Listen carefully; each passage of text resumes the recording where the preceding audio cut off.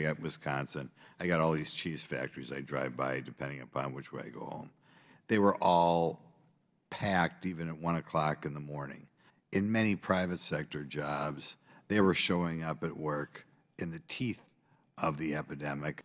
In government, sometimes they don't realize the degree to which in the private sector, in many areas, everybody was back to work. You have to wonder which of the many cheese factories Wisconsin Republican Glenn Grothman was referring to.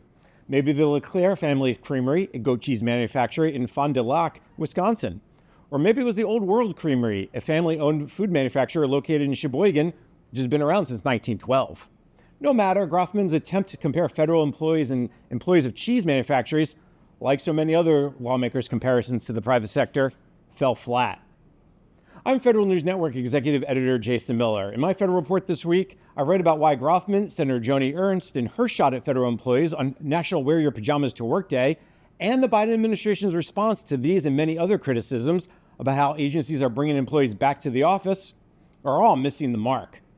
Brian Elliott, an expert on workplace culture, tells me why lawmakers and the administration are talking past each other and not addressing the real issues in the continued return to office debate. Elliott tells me, just like the private sector companies, agencies are struggling to change the way they measure employee performance and productivity.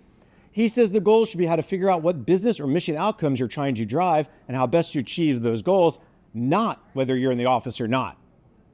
To learn more about what lawmakers in the Biden administration should be focusing on when it comes to employees and with the work they do, check out my Federal Report on federalnewsnetwork.com.